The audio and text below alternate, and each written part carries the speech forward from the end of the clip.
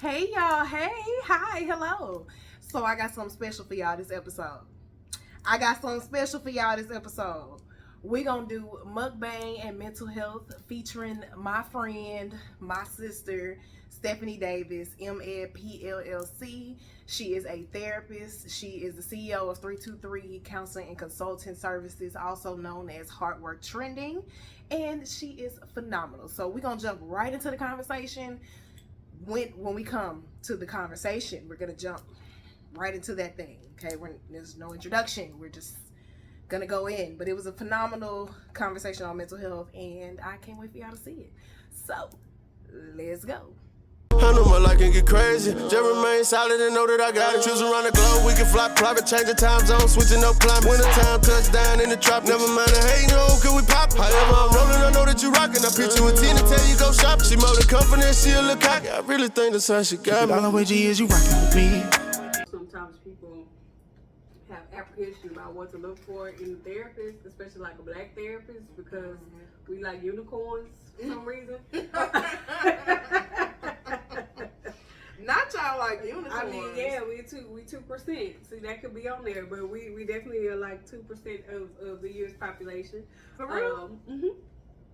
No. Therapists of color, yes we are. Men and women? Yeah. 2%? Now that I didn't know. And now it is in males it's less, so it's harder to find a male therapist. That is true, especially one of color, because I think I found one or two on Melanin and Mental Health, the website. Yeah. When I was trying to get my ex into therapy, and it didn't work. He needed it, and it didn't work. He was like, gonna go, but he was gonna go more so for us, like, because I wanted him to go, and not for him. And I was like, no, that ain't going. And a lot of men do that. That's like when you be on the intake, be like, oh, well, my wife sent me here, or my significant other said I need therapy. And you're like, okay, so what do you really think you're here for? Yeah, like if you ain't doing it if you're not doing therapy for yourself, it definitely does not make sense to do therapy. I mean, I can see the initial push because I think someone can influence you. I feel like I did that. But at the same time, you need to know why you're here, like what you're hoping to gain from this, not just because that's like saying, oh, my mama made me go to church. After a while, they can like my granny forced me. Yeah, they can only get you so far. Yeah, you can't. But it's because May is Mental Health Month, right? Okay, I have a question. So, does that mean your schedule get more hectic in May? I don't know why it's just a random question. So it's different layers. So it's Mental Health Awareness Month. Well, okay, yeah. And then you have teen mental health awareness. Then you have all these other things under that. But yeah, so May is actually the Mental Health Awareness Month. So does my schedule get more hectic? No, not really, because the population that I work with, they're out of school for the summer. So they're on vacation. So, everybody hype and happy, and then they come back. So it's kind of like New Year's resolution, right? Yeah. People come back when school starts, when all the stress happens. Yeah. Or at the beginning of the year, the semester. So my schedule, because I'm working with the college students, the high school students, I really they still come, but financial wise, that's when I take a dip. Because everybody, they ready to go. Like, they like, woohoo, summer. It's they're gonna check in periodically, or they're gonna be, and it's hard to catch them. So I always throw that disclaimer out, like, let's go ahead. Are you going on vacation? Because that's when I'm gonna go. Don't worry about scheduling, because then I'm gonna have to reschedule you. Because after a while, you get that. So it's been 8 years. I have to count that down. Wow, yeah. So 8 years. And you work with what ages again? So I always get it messed up every time. Well, I'm open, but I started at 15, and the cap is 25. But I do have some adult clients that have been with me for a long time, and they just refuse. But we're more on the maintenance thing. Yeah, I was finna say, because if I find a good therapist, so they check in once a month, but they literally been with me since like senior year of high school. Damn. Type stuff, yeah. Good Lord. We done made it through some things. But can you be a therapist to somebody that's a friend or that's kind No. of dementia? So that's called a dual relationship. We're not allowed to do that. So even if, like, say you know somebody, and this is the thing, you gotta be careful with blurred lines because there's unspoken rules, and you still don't want to get yourself in a situation. So say like somebody that I may not necessarily know, but I know through you, I probably still wouldn't take that client because it's too much association. That's a good thing. It's like if you would come up or something, yeah, and I wouldn't counsel anybody that is a mentor, mentee, has any affiliation. So you have to really set those boundaries. There's no law that says that, but you don't want to put people in uncomfortable situations. Yeah. So like if somebody happens to say something about you, you know, in the session, then it's like, that's uncomfortable. That's my friend. Yeah, so I stay away from that. Like, Because I'm like, it gotta be hard. I don't know how therapists separate that. I don't know. Like, I can't separate everybody else's troubles from my trouble. Like, how do y'all just can listen to people with these problems all day and it just not take a toll? I don't know how to explain, like, when I'm, it's a word for it.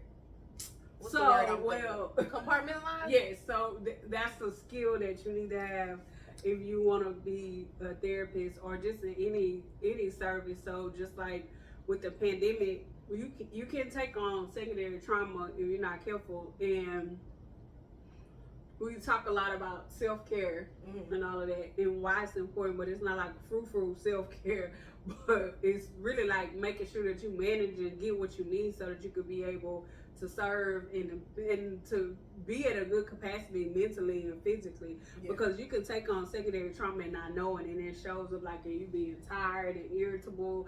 You have like a secondary trauma. Yeah, and so you will have this heaviness or depression on you, and you're like, and actually my real life, I'm doing okay.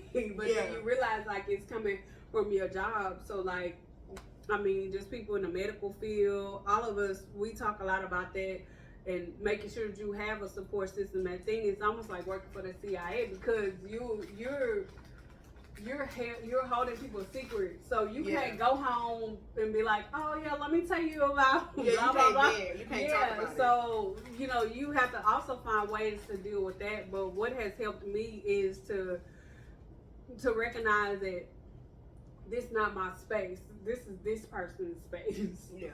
And so that doesn't belong to me. And my role in this is to be a listener, to guide this person through their situations, to give whatever expertise I can give, and then give that responsibility back to them, because I'm only with you for 45, 50 minutes a week. And so I couldn't, there's no space for me to carry that because it's not my load to carry. Now, do I feel some type of way?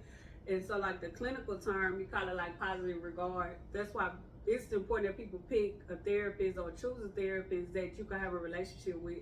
Because you could have somebody that is really good at what they do. Like I specialize in crisis and trauma. But if you don't have a big part of that, I'd say 80% of it is relational.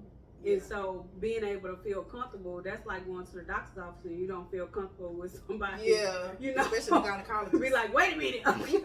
You know, just like, open up. It's like, we ain't on.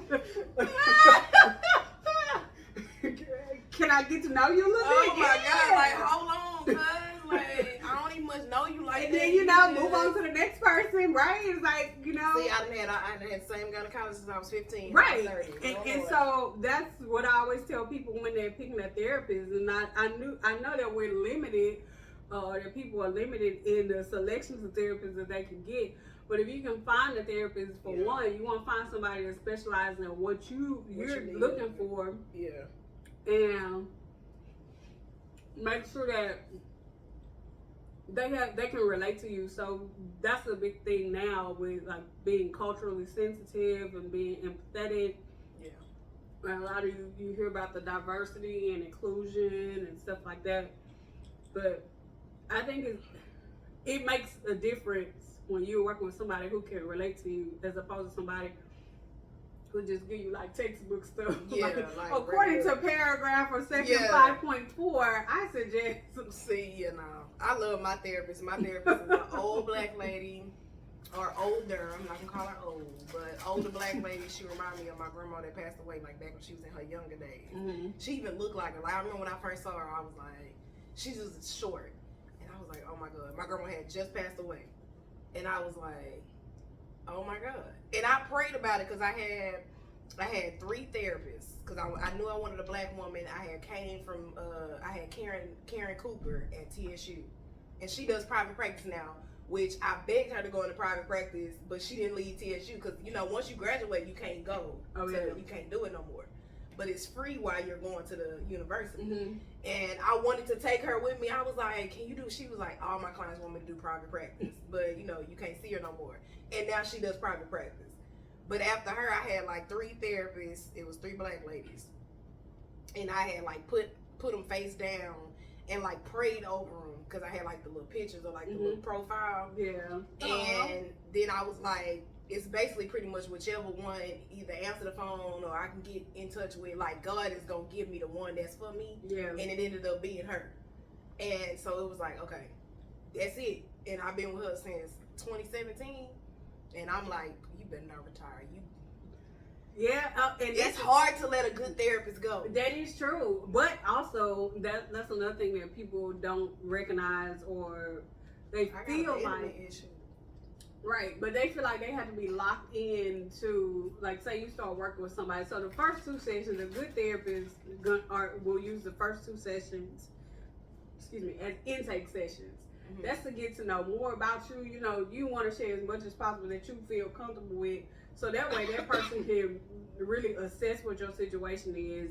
Part of the assessing is saying, okay, is this really something that is this a case that I can really take on, or is this beyond my scope? So ethically, you have to operate within that. Now, everybody don't, but you have to let a person know. That's just like, I try to use examples of somebody working on your car and they don't really know what they're doing. They don't know. They're supposed to tell you. So we're supposed to do that too. We're supposed to say, hey, you know, based on your intake, you share some information with me. Like, say, for example, if somebody says, oh, well, I'm looking for, I really want to work on my relationship, and my husband and I are having some problems. I'm going to say, well, that's not really the area that I specialize in. I can help you with XYZ, but you might want to see either a couple therapist or a licensed family and marriage therapist or something else. And I can give you some referrals. Something else that's not me. Yeah, but I can give you some referrals. But if the person might say, well,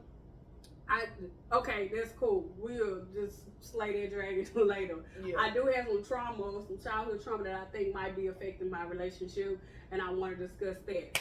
I got you. I'm your girl. That's my ball. Yeah. So we can get into that, and then when you start talking about, I'm gonna go ahead and refer you to someone else. Yeah. And then also on the flip side, letting people know that if the vibe doesn't feel right for you, and I'm not saying like just, you know, X people off, like, okay, no, right? But if the vibe doesn't feel right for you, you have a right to sever the relationship with the therapist. Like, you don't have to feel like you locked in. Some people feel like that. Well, I might not find another therapist, or this person was nice enough to take me. But if you're not going to grow from it, and there's no connection, it's just like any other relationship, I think that I would do better with someone else. And a real therapist is going to be like, thank you for your time.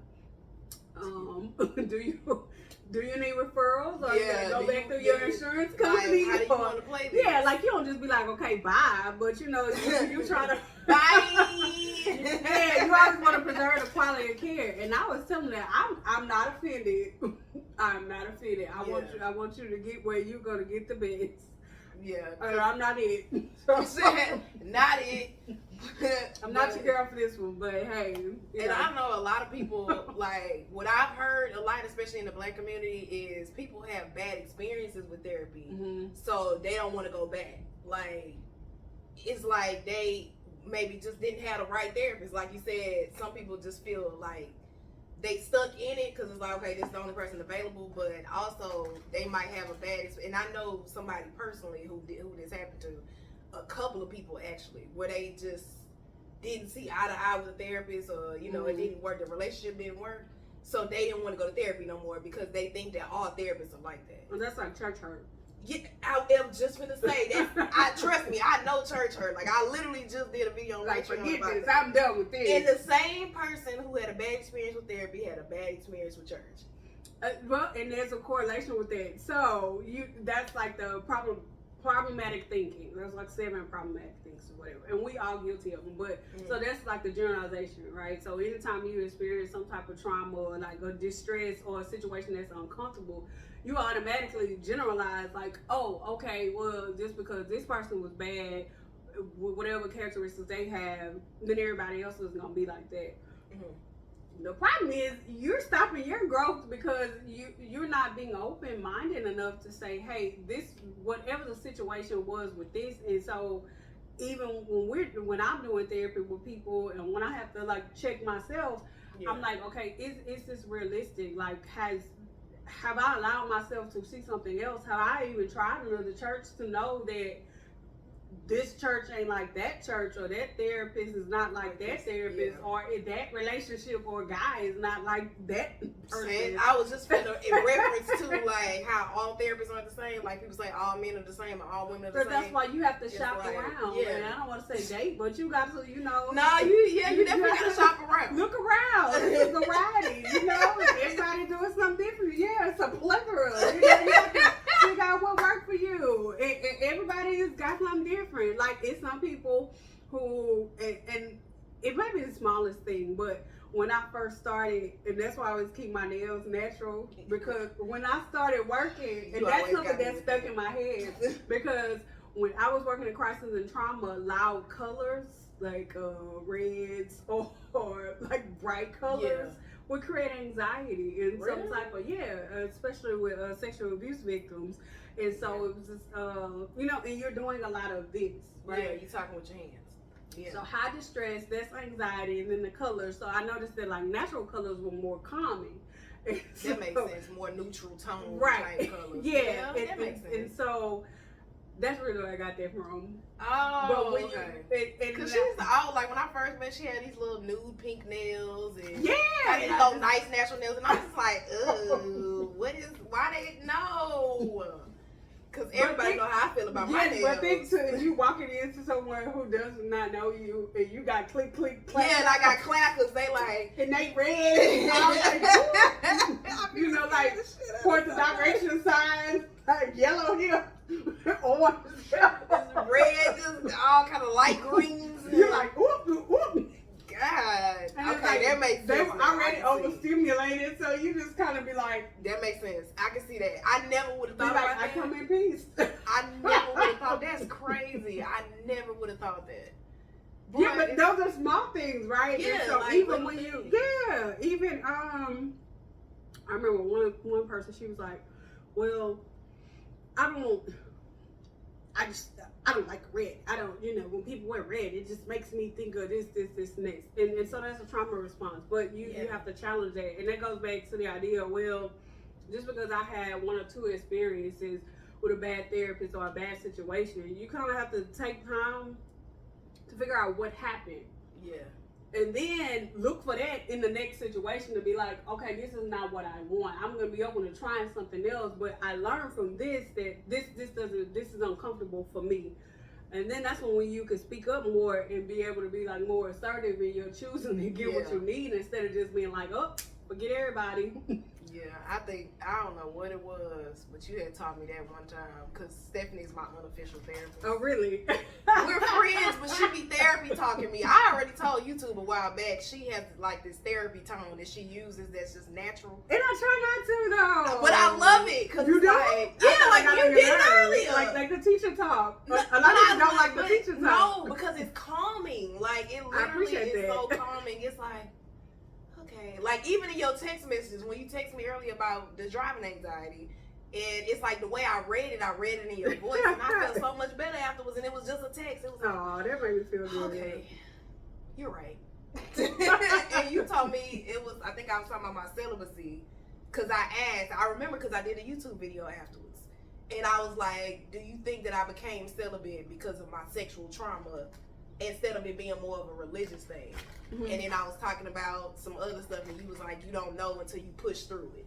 So, like, if I have a trigger and, like, I'm triggered and it's a traumatic situation, but whoever triggers me, if it's a guy or something, because I've been in that position before, Yeah. they'll trigger me without knowing, and it's like you kind of got to figure out why it is or what's causing the trigger, and then kind of push past it.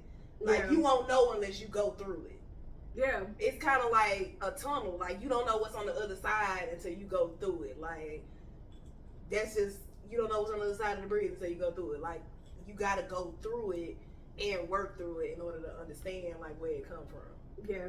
And like the two simplest questions, and not in a way like slow questions, but the two easy questions to ask is, first of all, like, is it helpful or realistic that I'm thinking that?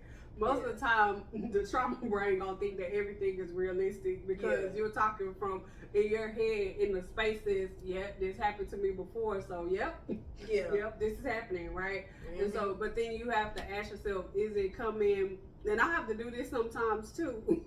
Is my trauma mind speaking, or so is my past experiences speaking, or taking over this situation, or is this really happening in the present? Like, has this person really shown me that they're abusive, or has this person shown me that they're untrustworthy? Because we go back into their mindset like, oh, this person might do, I don't know, forget to take the trash out, and they said they was gonna take the trash out. It could be something small that just maximized, and then we go from, oh, well, I can't trust you because you can't even take the trash out. You just like everybody else out here this way, and this person's looking at you like.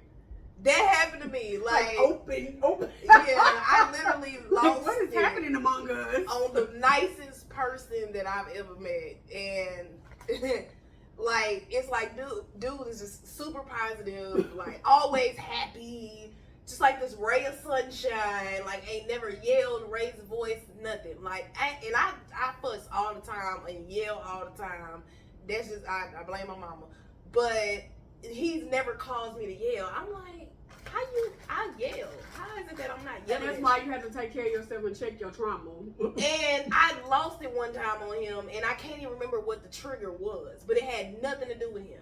Yeah. And I was like, get out, because I don't want to do nothing. I don't want to do nothing. Just get out. And he ended up like walking down the street. Like, it was just like, is it safe to come back now? Or, and it's like that was the trauma me talking. Yeah. It and wasn't then when you settle down, it's almost like somebody who is like substance abuse, right? So you're not in your original state. Whatever has happened has clouded your judgment. Yeah. And so somebody might know that, but at the same time, you have to be able to have some type of accountability. Like, we can't keep saying, this happened to me, so I'm gonna keep mistreating you type person. Yeah, right? You can't use it as a crutch. Yeah, and so when you realize that these things are happening, it's good to have support systems, people that you can communicate that to, that you feel safe with. That's a big thing, to be like, okay, this experience happened to me. And sometimes you may not know why, but if you sit with yourself a little bit, then you can come back. So, like, space is good, but that's a big part of taking care of yourself, right? Knowing what you need in that moment. And I always think, like, to be proactive, to be like, okay, if my anxiety comes up, or if I feel and a lot of people don't like to say trigger just because gun violence now. So if you're working with a gun violence victim, you can't say triggered. So we say stressors. So what are your stressors or hot points or whatever? So if I feel like a hot point is hit or stressor for me, then either I want to articulate that, I need to have a self-care plan in place for me so that I don't lash out on other people, so I can show up in my I'm in my best state. Yeah, that was gonna be and my not be like the cuckoo. You know, we already labeled the angry black woman, so yeah, exactly. We are already labeled that. Because my next question was definitely gonna be, how do you practice like better mental health? Like, what can you do to make sure your mental health is healthy? I'll let people know when I get overwhelmed now. I used to do that because Communication. because I felt like I'm almost don't know what I feel like. I feel like I didn't really have an outlet. So especially like being a single mom, it's not like I could just call, her daddy and be like, oh, I need a break. Nowhere to be found. And then my mama, so my brother's not there, so it's like I'm solely responsible for everything. But what I noticed was that the more that you're holding people up, the more that you're shrinking away, right?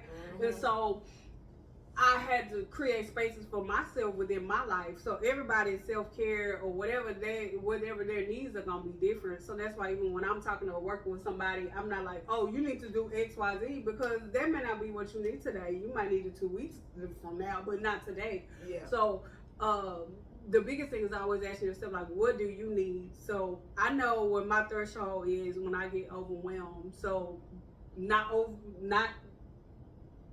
overly committing to things was when I had to be like, reel that back, stop signing saying up. No. Yeah, I had to learn to say no. Stop signing up for stuff. They look good, but Except TTM. I'm saying. Oh yeah, you got that. But all the extra things where people want you to just come and speak for publicity and stuff. I was like, I'm not even trying to do that no more. That don't speak to my spirit. So that's another thing. Yeah. Really learning to be more settled, learning to be alone, not in a bad way, but learning to quiet myself, because when you're doing a lot, you kind of get lost in the busyness and it feels fulfilling, but it's also like a crash and burn effect, because then when the world gets quiet or when you by yourself, that's when like the depression comes in, the anxiety comes in, because you be sitting there like, I need to be doing something. This. Are you watching me? I swear that's exactly how I feel right now. Like, we were literally going, like, when I didn't want to move. That's why I was so adamant about it, because I didn't want to move this, because I'm like, no, because then I ain't gonna know what to do with myself. Like, my week everything is already planned in my mind. So I'm like, no, if we don't do it, I'm not gonna have nothing to do. I work on planning though. Like, what am I gonna do with myself if I don't have nothing to do, if we don't do this video? Then what? What am I supposed to do? Like, that's what we going through my head. Right. Even like waiting on you to get here, I was like, I don't have anything to do with myself. I feel like I should be doing something. Like, I can't sit. I think that when you learn to sit with yourself more, you learn to do. Like, doing is not actually like being busy. Yeah. So spiritual self-care for me is like, I practice mindfulness a lot, which is probably why I'm pretty calm. The calmest person I know. Like, I've never seen her yell or mad or like. Really? Sincere had to tell me. All this time, I ain't never. Sincere was the one. Wait a minute, what did she tell you? I was like, I ain't never seen your mama upset. Like, do she ever yell? And she was like, yeah, my mama does. Yeah, I don't think. I'm like, really? What does that even sound like? I don't even think I want to know. Like, I think it takes a lot though, and that goes back to the way that I grew up. So my mom yelled a lot, my dad didn't, and so his voice was so strong. He had one of them real manly voices. She said, like real manly voices. It was like, so he always said that you don't need to yell to get someone's attention. Yeah. Just say what you got to say and then be quiet. Then be quiet. And so I was always closer to my dad growing up, and that's how I was taught. So we didn't yell at each other, and he would correct my mom and be like, we're Come not on, doing that. bring it down, Bernadine. Yeah, we're not doing that. I just You know. be coming up with names. Yeah, and so he would calm her down a lot, but for the most part, we didn't just do it out of arguing. You kind of said what you needed to say, and then that was it. And the flip side was when I was in a relationship with Sincere's dad, he yelled a lot. And that was traumatic to me because I was not used to that.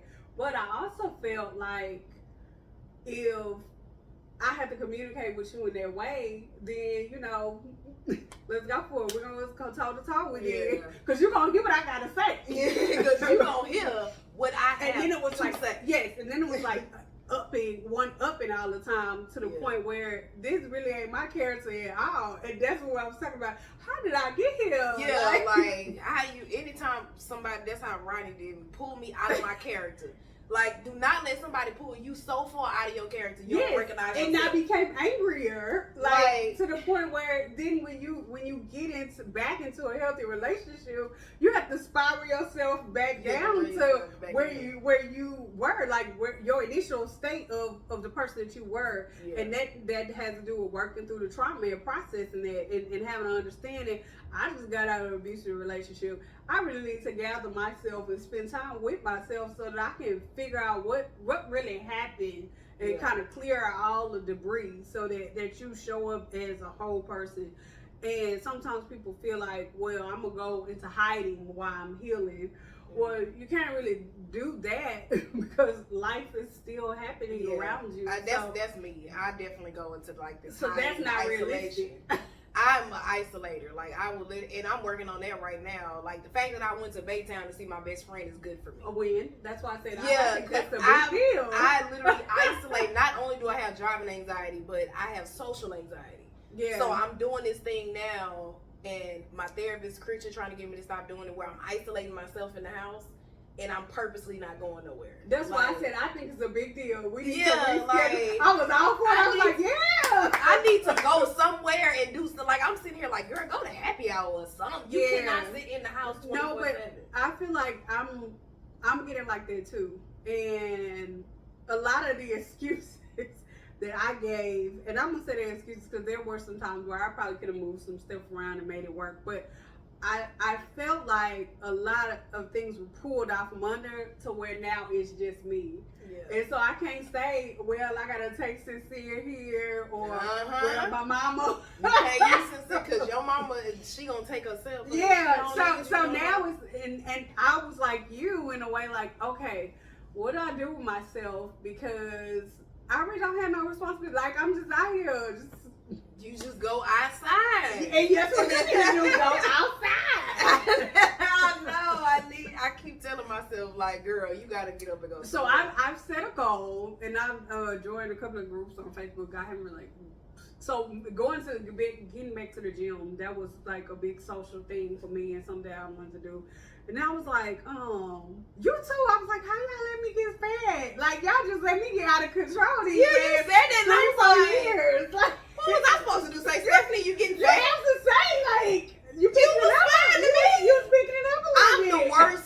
I don't know what they think I'm a fat tracker or what. I am the worst when it comes to that because I like thick women. I was like, why y'all just let me just get out here? You look fine to me, so I don't ever expect me to say, hey, bro, if you waiting on that, I'm the wrong person. So that was a big like part of my self-care, really like pushing past and getting back into working out. And it helps me a lot, especially with the social part of it and then the mental part of it and of course the physical part of it. But really, I wanted to do it for a social aspect. So I think find something that ties you in socially and commit to one event. Like even if it's just one, no, because I'm tired. I'll be lying, like, oh, I gotta do something for TTM. Like, I be coming up with all kind of stuff as to why. Yeah, and I was doing that too. But I think the goal, you go back to the why or the reason why.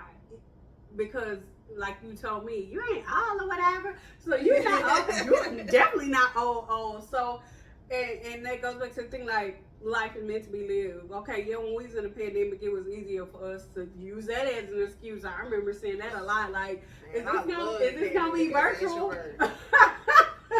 The pandemic messed everybody up because now everybody want virtual. It messed up the socialism as a whole. I know with me, I'm already an introvert, and I love the pandemic because we couldn't go nowhere. But it's like that's a bad thing. You know, like, and a lot of my clients have issues with social.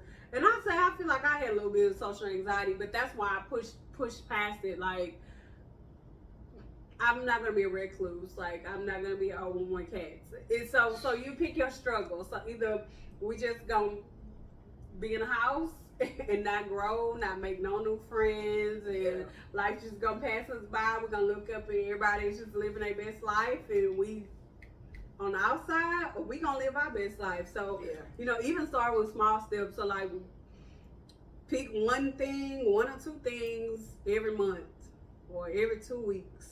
Or it commit to it. Yeah.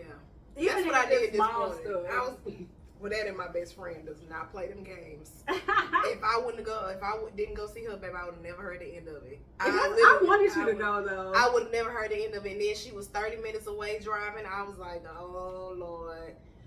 Okay, so I just had to talk to myself because not only do I have to go to her mom's house, there's people over there, my baby's over there.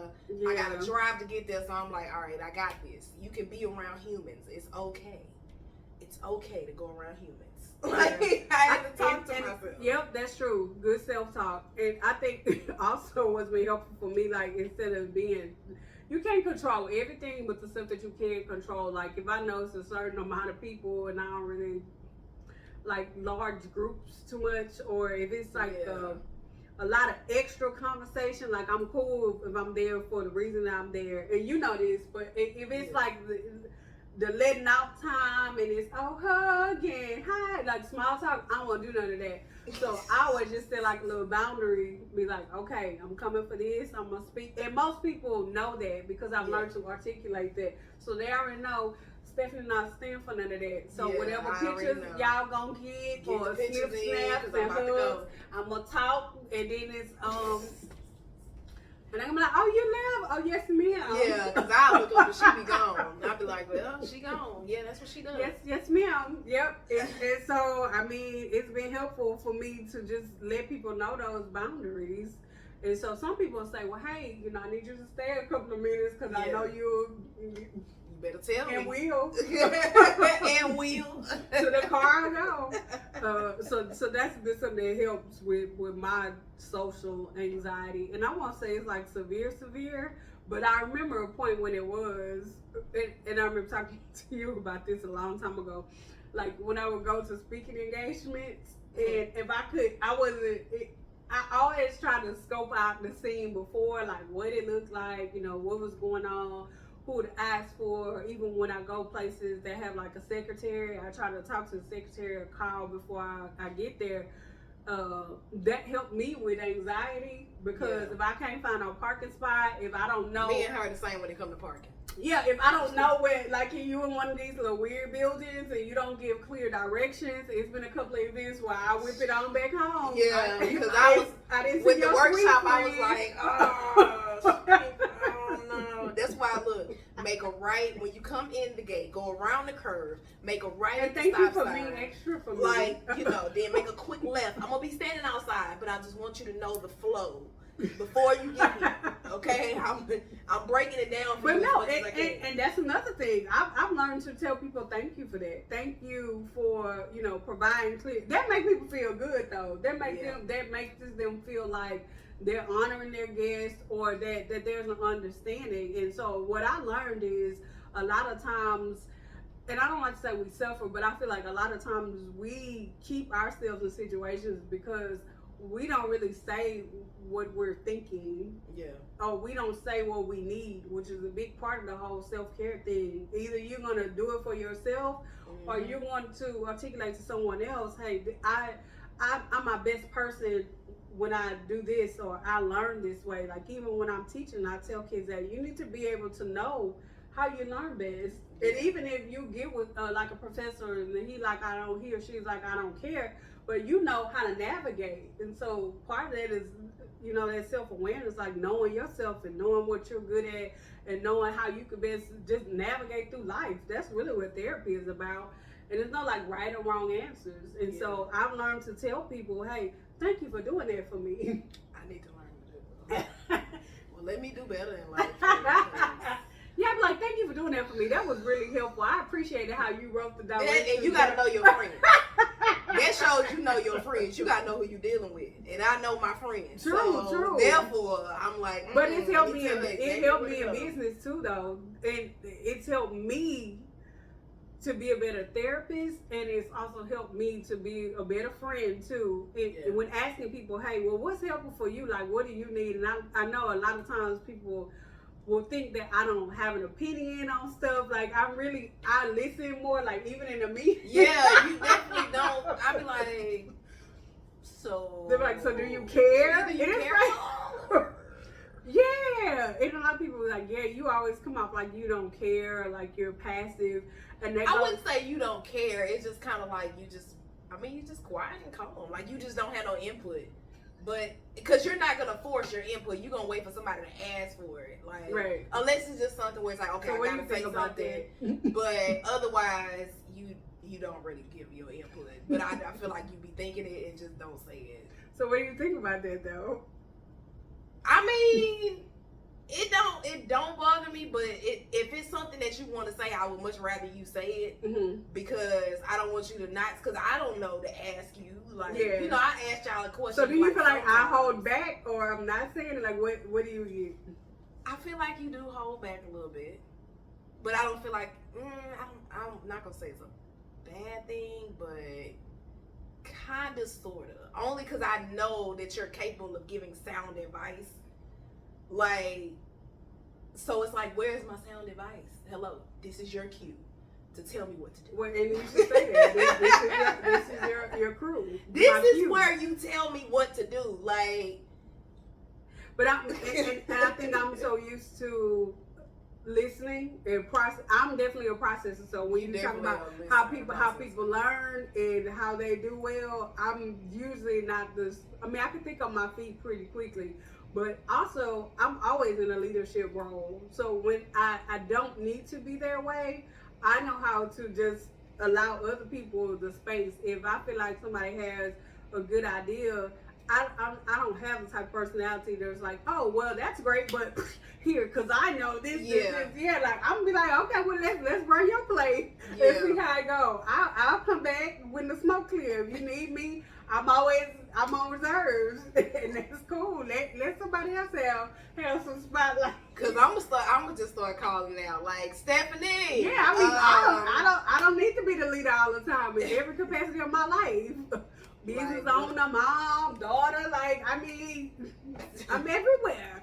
So, I got too much going on, man. Yeah, what do you want from me? So I don't mind just, and a lot of people say that they're like, you never give your opinion. Yeah, unless too much on anything. Yeah, that is true. And I'm like, it's not that I don't care, but it's certain things where I'm just kind of like, well, what do you need me to do? You ask that all the time. Like, I'm all what do you need from me? Yeah. That is like your go-to question. Yep. And I never know how to answer that. I'm like, well, nobody's never asked anything. But that's the important, I don't know what that's an important question to ask.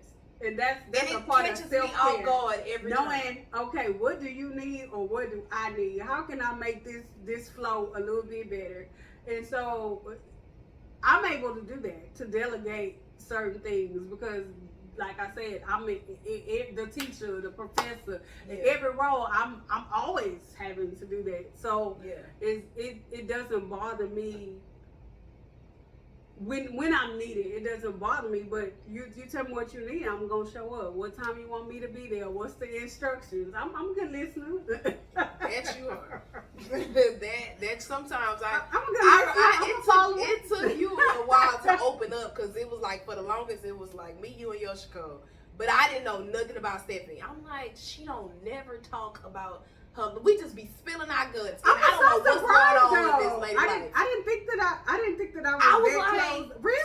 sis, you gonna participate? Like, what is going on in your life? I didn't know you. It's like we was cool. I didn't think I was that close But though. I didn't know you. I didn't know what was going on in your life other than like stuff that was known, like about your brothers or about your mama. But like other than that, especially especially her love life, baby, she'll be married for 5 years before you even find out. Like over time, it started. You're not the only person that said that though. But it's like she could be married for 5 years before anybody even know. That's like crazy. You're that I didn't know you felt that way. You're not like that anymore, but you were that close off, and it was like I don't know nothing about. I feel like I'm just. I mean, was it important to talk about though? Well, we'd be talking about relationships or something similar, and it's like 2 of us is talking, but one. What about you? What are your struggles? Maybe y'all needed to talk more. No. What are your struggles? Like we all talking about this as a team, and you don't. You're not a therapist right now. You're not here to listen. You're to participate. You're not participating. What is your struggle? Are we the only one struggling? Like, well, I would say we supposed to be taking turns. All right, you go. Okay, I would say as far as love life, I think because during that stage in life, I never really knew what was going on. I'm not gonna say I was living like a player lifestyle, but it was nothing quite settled. You know, I was dating. I might be cool with this person for about 2 days, and it wasn't nothing worth talking about. Yeah, and so I'm just like, y'all probably got some more excitement than I do. I'm just out here going a couple of dates at that point. I wasn't really looking for serious relationships then, and so I guess I really didn't have a lot to write home about. It wasn't.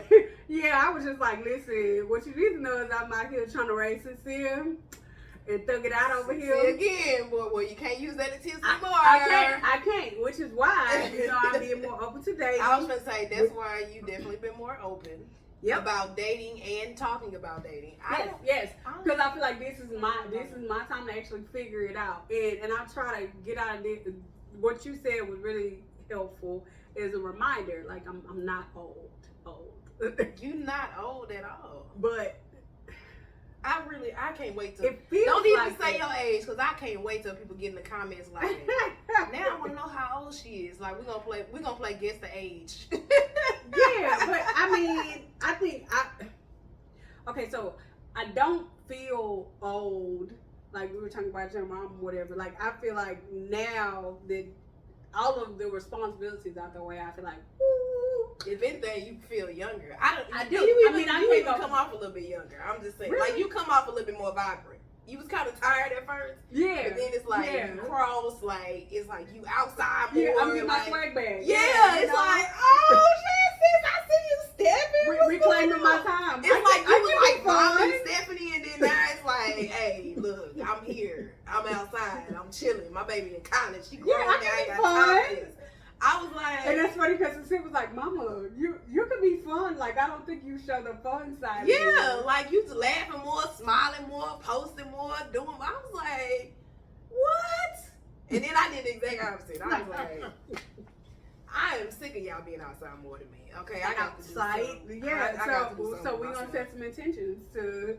I got to do something with myself. I'm like, I don't know if I need to. Like you said, you got to bi-weekly, monthly, put it on the calendar. Let's go. I was gonna say I'm about to go to a happy hour. I started looking at places. There you go. That's good. Me and Sharice went out to eat. I like that. I don't really drink, but I'll go. I'll just go for the fun. We went out and did the thing with TTM. Oh, that was fun. We had a good time with that. Yeah. I'm like, see, I need more of that, and that's a small set. Like I gotta start small, like that. Oh yeah, I love love small settings. You know, yeah, crowds. happy hours I will and go dinners home. and stuff.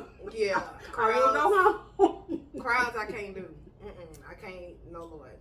Nope, I'm good. I don't like humans like that. So that's another thing that I'm adjusting to within my boundaries, and so I always tell just like a clinical thing, because when people say, we'll make it a personal thing, but in therapy, when we talk about boundaries, I always like for people to know that boundaries are like to what extent. Because when we say boundaries, sometimes people just like, whoosh, there goes back to that all or nothing thing. Like, I don't do this, I won't do that, I won't go here. Yeah. So, breaking the idea down, and that's one of the things that I said with my own personal boundaries, especially going to like big events and you know being like a sorority, is always people.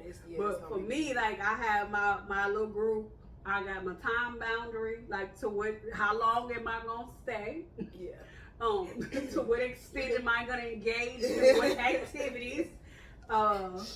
You would think she's a Virgo. Who will I communicate with, and who's a little like Blake said, who are gonna be there? Yeah, and who might be a little bit too high impact for me at the moment. I can only take so much, and so what's the vibe?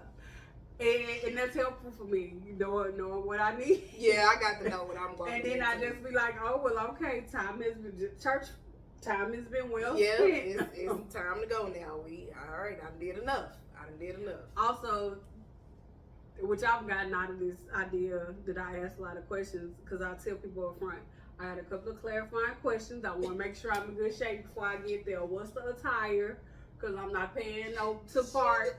And then I'm out of dress code. Well, of course, I'm never allowed dress code because I wear the basic stuff. But, do we need to? I'm mostly being earth tones. Like, what's the attire? And the hard work training shirt. Yep, I have a couple of questions because Houston events.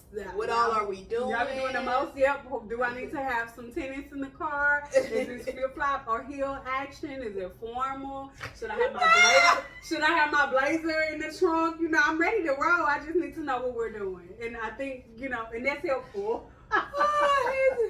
It's so funny because you really do that. That's and I'm like, for me though. Because you did that even. You wouldn't even know I have anxiety because it helped. When we did the social with the massage, like what time? I'm gonna ask questions. What are you guys wearing? Do I need to put on my TTM shirt? Yeah, like, I want to be prepared. Like Jill Scott, I want to be prepared. I need to know what is happening among us. Oh my God. That is hilarious. Is this a relaxed event? Do I need to be prepared to speak? Are y'all gonna be taking 50-11 pictures? Should I wig it or go natural? What's